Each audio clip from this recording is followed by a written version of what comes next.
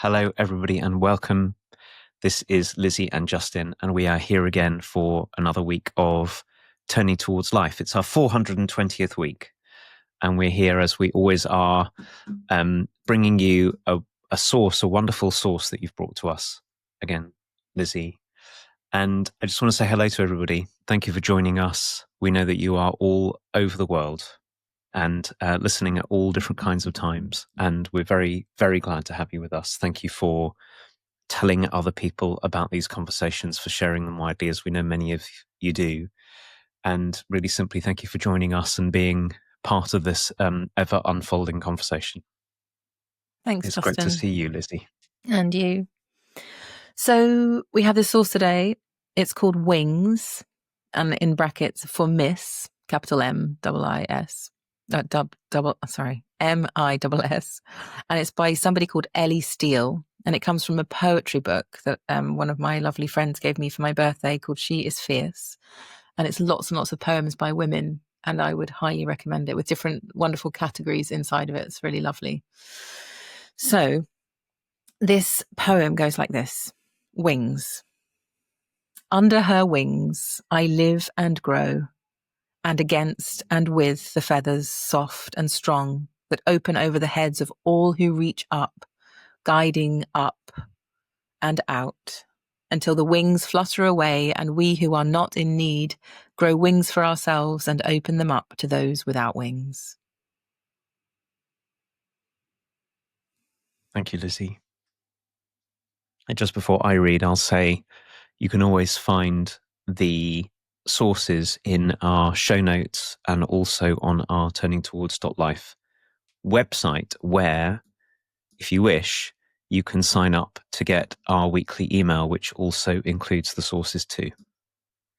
So I'm going to read this again. I'm going to invite you all, if you're maybe if you're in the midst of something else. We know that many of you walk or do the vacuuming or who knows what whilst you're listening to this, making tea or something. Just to take a pause and maybe to take a breath. So this is Wings, and it's by Ellie Steel. Under her wings, I live and grow, and against and with the feathers soft and strong that open over the heads of all who reach up, guiding up and out, until the wings flutter away and we who are not in need grow wings for ourselves and open them up to those without wings. Thank you, Justin. So I stopped just like you invited us to, Justin, and just closed my eyes and listened and received this wonderful poem. And I felt this image come of a bird in a nest and a bigger bird doing what it would need to do in order for the little bird to have a chance in the world. And I'm feeling, we talk about this word power a lot here. And this poem brings me into contact with just how much lineage matters. Like how people have gone before us and done things and taken care of us and paved the way and enabled us in all kinds of ways so that we might grow wings and then serve the ones coming beneath us in the order of things.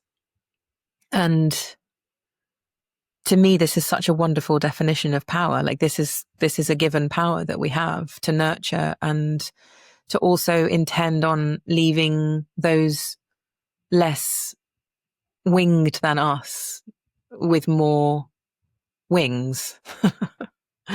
And I love that thought, and I love the feeling that this is what is naturally bestowed on us because of the order of things. Like I come before some people and other people come before me. and that this is what we can do for one another. And I, in part, brought this as well, Justin, because I think this is part of the heart of the method that we teach. Method doesn't sound right. The way of being that we have, the underpinning philosophy, the essence of what it is that we do in our coaching work, which is that we have a deep intention to wing one another. To when you come to me without wings in a particular place in your life, and we get to be together in service of you developing wings there, so that when I move away as the person holding the process for you, you're left with your wings. You're not left with me being your wings or something. You're left with your own set of wings. And I think in our work, that seems to me such a central kind of pillar of what it is that we're ever doing when we're with each other in the context of coaching, in the way that we do it.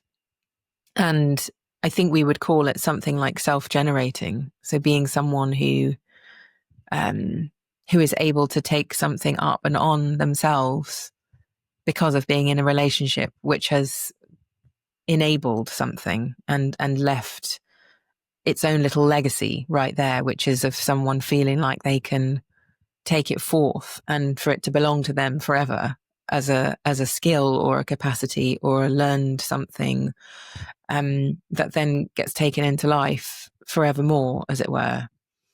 And so this is the thing I love about this metaphor of wings, is that you can't kind of ungrow wings.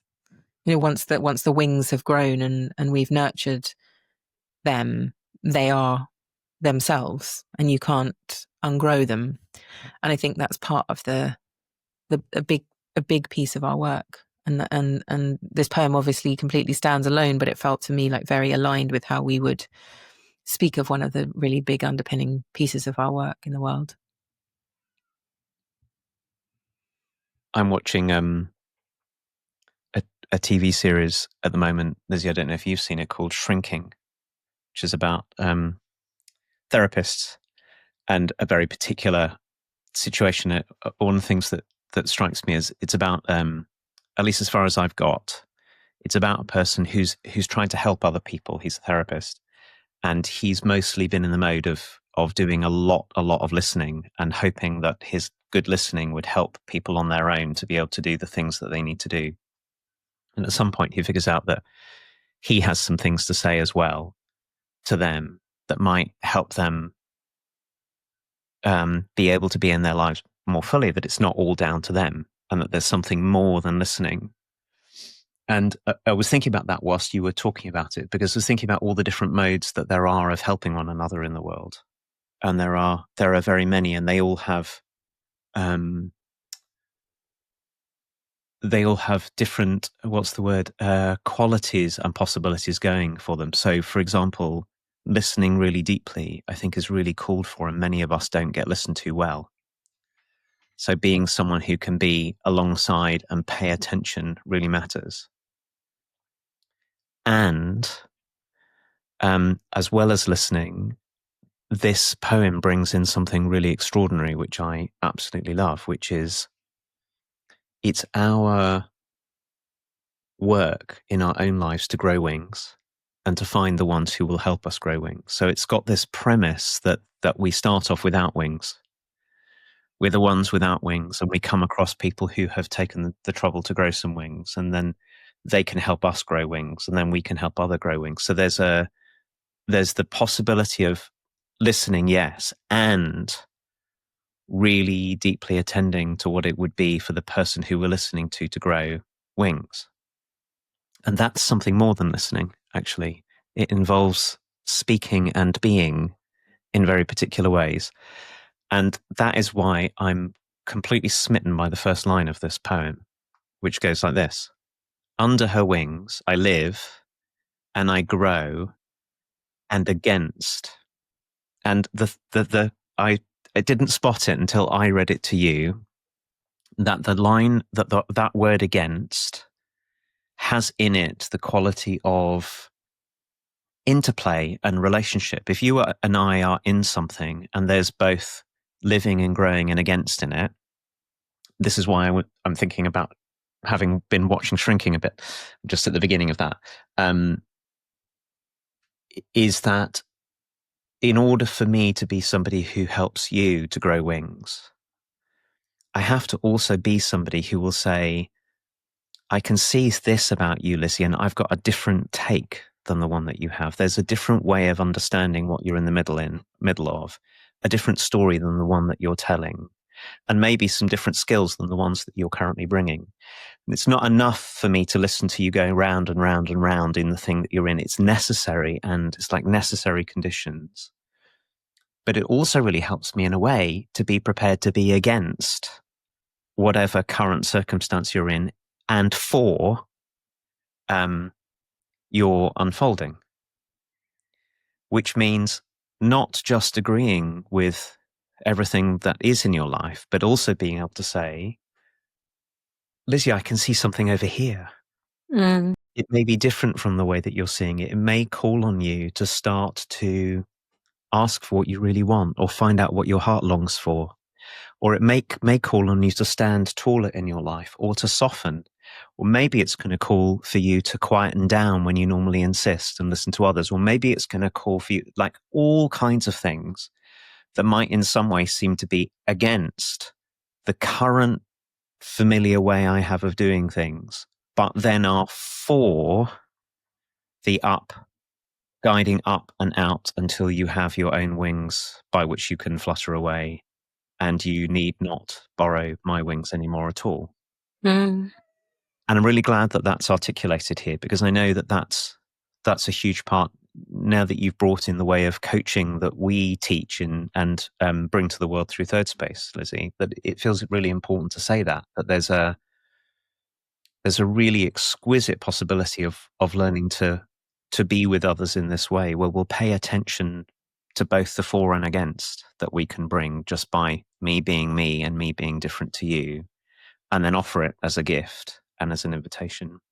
I'm really enjoying, Justin, this invitation of the words, the living, growing, against, with, soft, strong, reaching, guiding.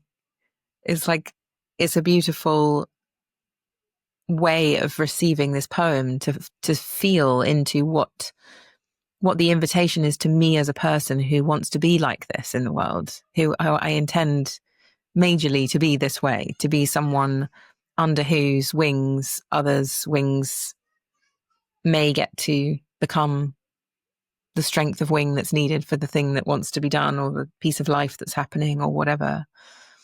And so to feel this invitation to be living, to be alive, to be growing, to be someone with whom againstness is possible, and that we don't have to move away from one another because there's againstness in the system between us. There's also softness and strength and openness and withness. I'm enjoying that I can be against and with at the same time. So I'm with the feathers, and and there's againstness there as well.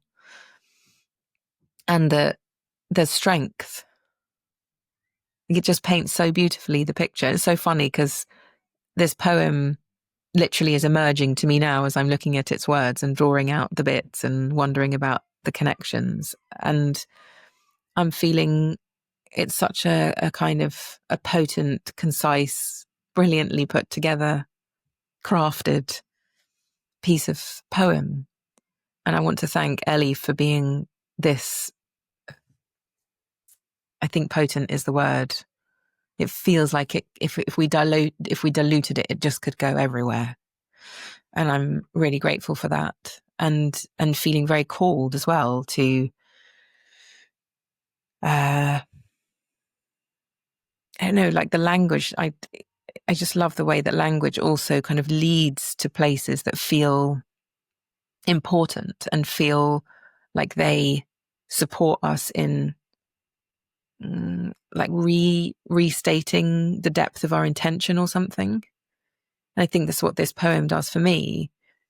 Is it's first of all, it handles the topic of power really beautifully. Of like, well, what is it? Like, who am I when I have more power than another person? Well, maybe I'm the person who enables. Maybe I'm the person who nurtures. Maybe I use my power to allow flourishing in ones who come after me in some sense of order, and who maybe have less powers than I do right now in a particular way, in a particular scenario. And then it calls on me to be a certain kind of person in order to do that. It calls on me to have some strength, some ballast, to have substance, to have care and softness, at the same time as the capacity for people to, for there not to be agreement only, but for there to be tussle and againstness inside of it. And also with the intention of growing and being alive and reaching and expanding, and knowing that guidance is just an inherent human need, and also capacity to be of service in a kind of guiding way. So I'm really appreciating how it handles both aspects of the power conversation that I feel like I'm continuously in with myself and the world, but also what it's calling on in an individual way of like, well, in order for this power to be realized, these kind of attributes of humanness are very, very helpful. As you're talking, Lizzie, I'm looking at the way that this poem is laid out, and I'm going to encourage any of you who are listening to go to the show notes or go to our website and take a look, because it starts very wide and then it gets very narrow in the middle and then it gets very wide again. It's really beautifully laid out. And it seems to me that it has two parts joined by this middle part. So the first part is to do with who we have to be for one another in order to be able to do this. We have to be people who, so to coach in the way that we're talking about. Actually, I'm going to take the middle first, Lizzie. So the middle lines are up and out. So the first dedication that we have towards another person, if I'm coaching you, is to your up and outness. In other words, it's a kind of hopeful orientation that whatever you're in the midst of, I know that you may not be able to change your circumstances, or you might be able to, but it's really being faithful to that human's endless capacity to learn, that we can both cultivate skills and qualities that we didn't have before endlessly in our lives. And that it's possible in doing that to, in a way, kind of step out of the current familiar way in stories that we have about things and encounter the world with fresh possibilities that might allow us to change our world in some way, or it might allow us to live differently in the world that we're in. But sort of faithfulness to the up and outness of humans, that we're not fixed, that we have endless possibilities of ways of being, seems to me a really central commitment.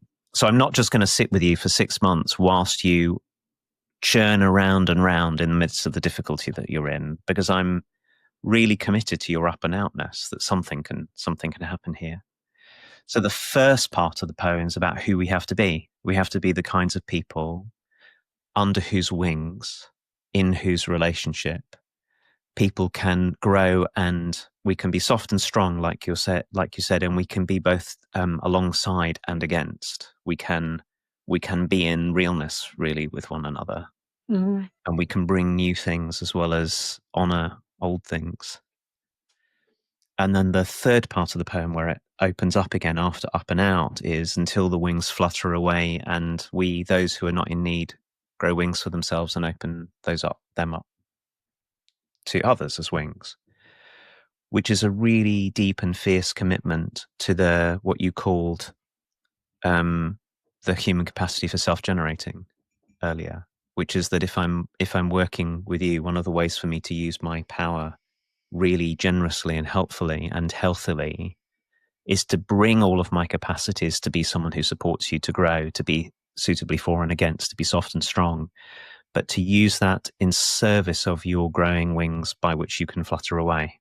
In other words, at some point, because of the encounter that we've had together, and because of the attention and care and strength and softness and intention that I've brought your way, and because of your participation, we're faithful that you will have some new wings with which you can fly away into your life, and then our work is done. And that commitment to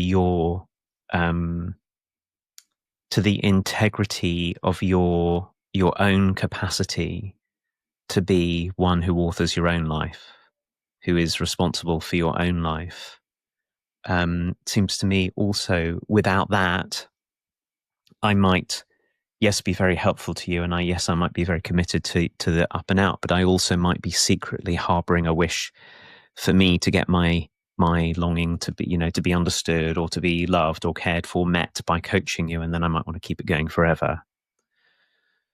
As long as I am deeply and sincerely committed to the life that you are, not to get something in me, some hole in me filled in by working with you, then I can be all of these things. I can be really strong, loving, inviting, truthful, possibility making, holding. I can help you, as you said, cultivate all of the kinds of qualities and skills that will help you meet your life. And then I can be committed to letting go. And that's what the cycle is. It's so beautifully expressed in this poem. Yeah, it's really moving to hear you say all of that, Justin, and to feel what it is that is, our intention in the world spoken of in this way. And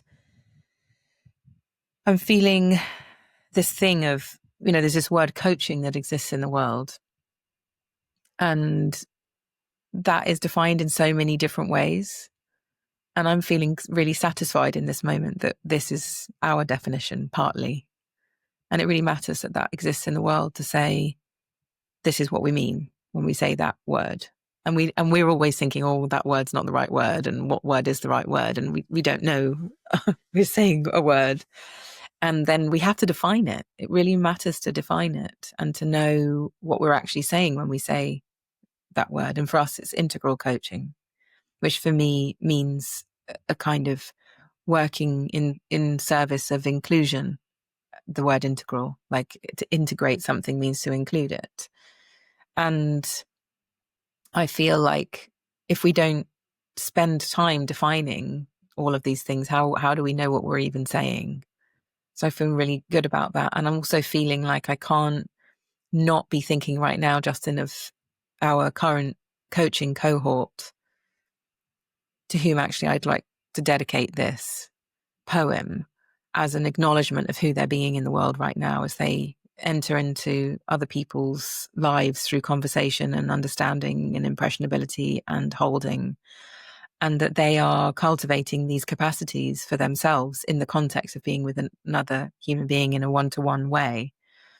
And to appreciate that this is what we've encouraged and maybe done some wing giving ourselves, but that those wings, it does feel like a lineage to me, the wing giving, the wing nurturingness being handed down again and again and again and feeling the ripple effect of what it is that we do is quite something.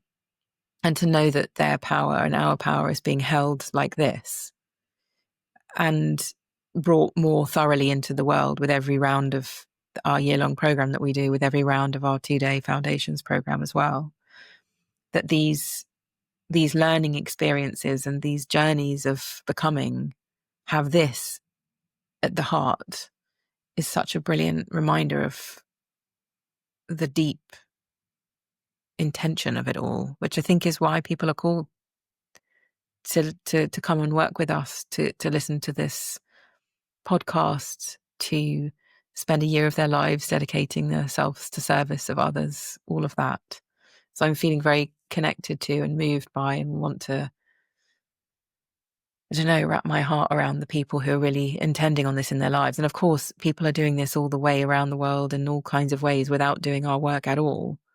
And that really matters too, that more and more of the world are doing things like this, more and more and more and more, especially in the strange and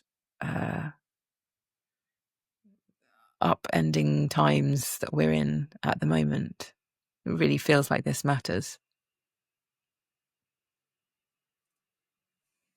I'm thinking too, Lizzie, about the group of people who are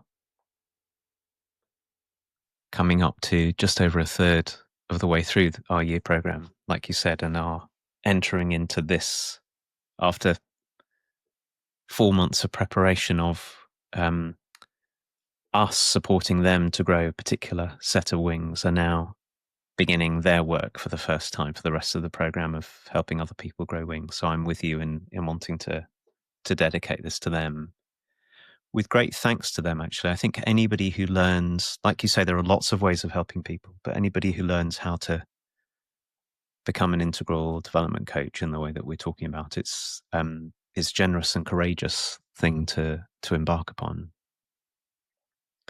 And like you said, there are lots of different ways of helping in this way, of being of support to other humans. And we're talking particularly about the one that we've grown committed to and that we're teaching. And I've got two sort of fresh thoughts coming. So one is one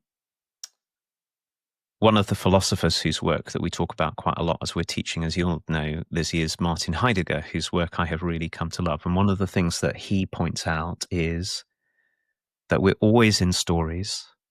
And there are so many different stories about ourselves that are possible. And very often shifting the story about ourselves is what helps us to grow wings. In other words, if I tell a story about myself that is very committed, for example, to me being very fixed, it might be very hard to grow something new in me. But once I start to know myself as someone who is changeable, then a new possibility begins. And part of coaching is inviting truer stories and kinder stories. Kinder stories are ones that really recognize how much capacity and possibility there is in people, which this poem has.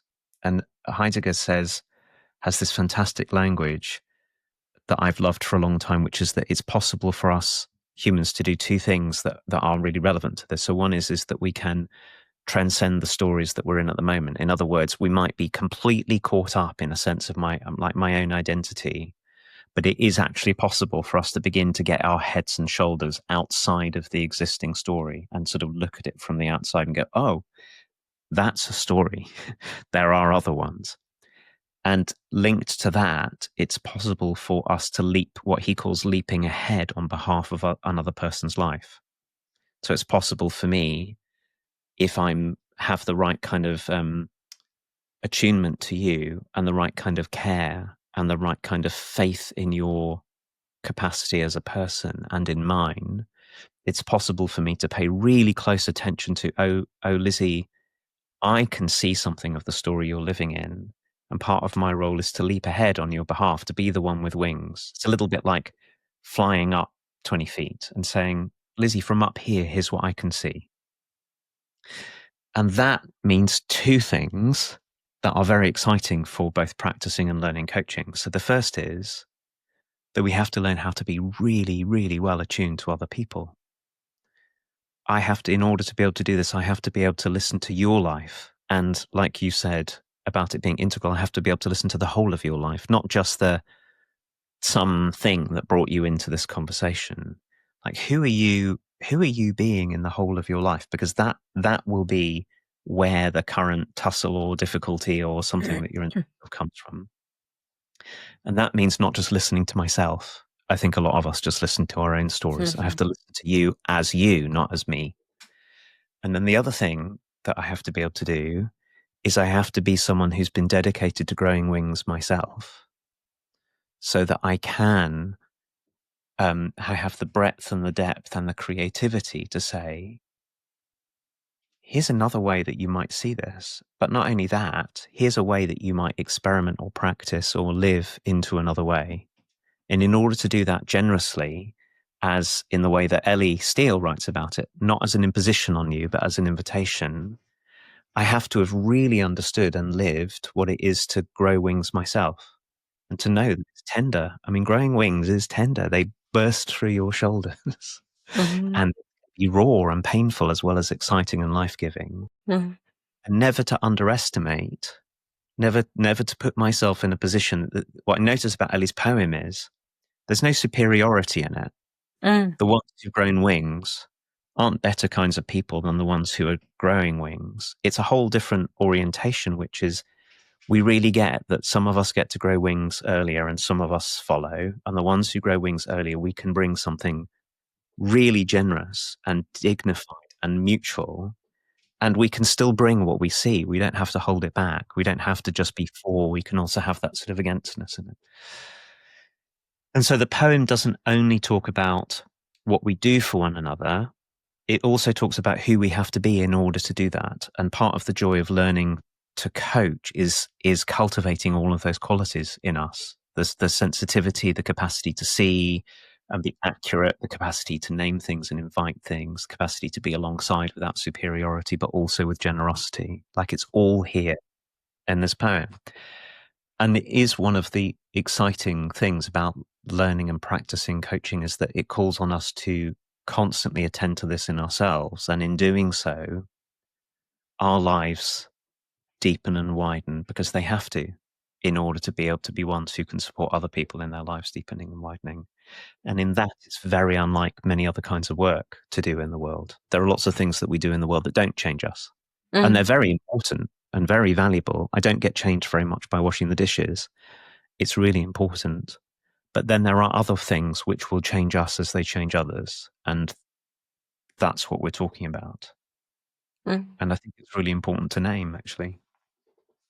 Well, as you're talking, Justin, I'm realizing that one of the feelings of strength that I know exists in my work with others is just being really explicit about how held I am by others. Like, there's a system of holding here. It's not like I'm holding the world for 100 people and no one's holding me. I have to have an optimum feeling of I'm held in multiple different directions so that I can be somebody who holds. I think that also is really helpful in